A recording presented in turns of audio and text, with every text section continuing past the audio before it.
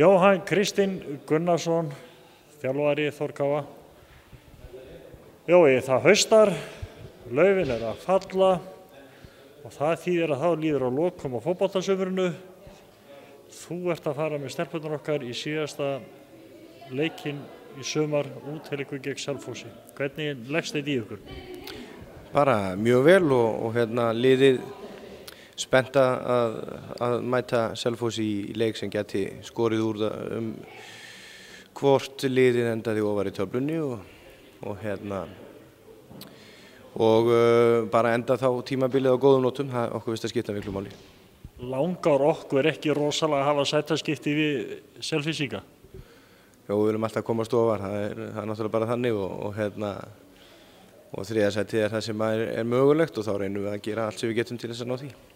Komast nær almættinu?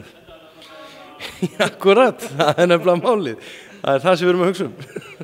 En Jói, hvernig er nú að gíra stelpurnar fyrir þennan leik? Ég var eiginlega búinn að ákveða fyrir vitali að vera ekkert að koma inn á síðasta leik. Hvað fór úrskeiðis? Getum við kennt á Rögnvaldi lélega vallaraðstæður eða hvað fór úrskeiðis? Við spilum vel í fyrra hálfleik en svo einhvern veginn mistum við tök á þessu eða hvað fór úr skónum? Við byrjum ekkert á því núna að benda á einhver aðra en sjálf okkur og gerum það alltaf. Sökin er alltaf okkar og við spilum vel í fyrri, það kom nú svo sem ekkert kannski nógu vel fram en þær spiluðu mjög vel í seinni og það sem að þetta skildi eftir sig var bara 1 mark fyrir okkur en 2 hjá þeim og þannig bara endaði þessi leikur. Þetta er besta liðið í sumar sem kom hérna í heimsókn og okkur fannst við hafa gert svona nokkuð gott mót í 45 mínútur á móti þeim.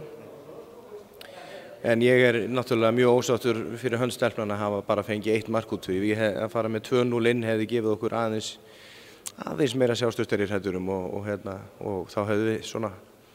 En í jöfnunarmarki þeirra á 47. mínútu breyti bara leiknum. Það var klaufalegt hjá okkur og því miður náðum við ekki að vinna okkur nógu vel út úr því. Það er náttúrulega svo máltæki segir, árinni kennir illu ræðir og það þýðir ekkert að vera að velta sér búið. Þetta er bara svona fór þetta og menn vera bara lítið eigin bara sjálfur.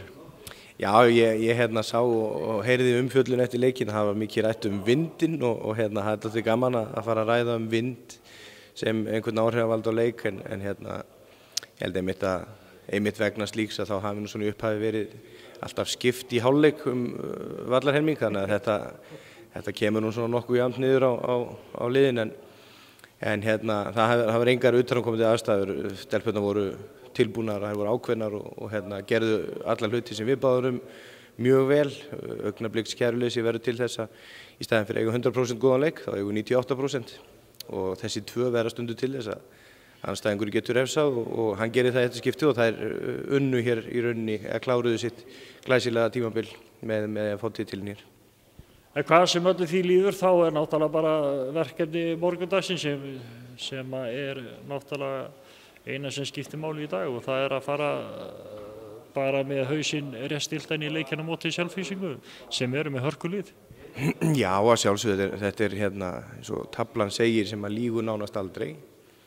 Þá eru þær náttúrulega með eitt af efstu og bestu liðunum en það er náttúrulega mjög mikilvægt fyrir lið eins og okkur og leikmenn okkar að fara út úr tímabilinu ákveðin hátt og þetta er leikurinn sem menn verða með í haustnum þangað til að þeir fá að spila annan mótsleik með sínu liði og það skiptir miklu máli og ætti að gera það þannig að ég held að það þurfi nú alla að vera að mótivera stelpurnar sérstaklega eða eitthvað aukalega fyrir þennan leik. En það er þokkaleg stemming í hópnum og engin teljandi meiðsl? Nei, það er svona alltaf eitthvað aðeins nudd en það er bara einn leikur eftir En kannski svo við komum að í síðustu við til að menn bara væla og skæla í leikslok. Akkurat. Eftir leik þá var allt til að væla smá. Þannig að þá mega meiðslin fara að koma upp og svona þá fá stelpurnar einhverja viku til þess að sleikja sárin og koma sér í gott stand aftur. Já, alveg rétt og menn fá smá pásu til þess að kæla hausinn og skrokkin og byrja svo að hugsa að byggja sig upp aftur.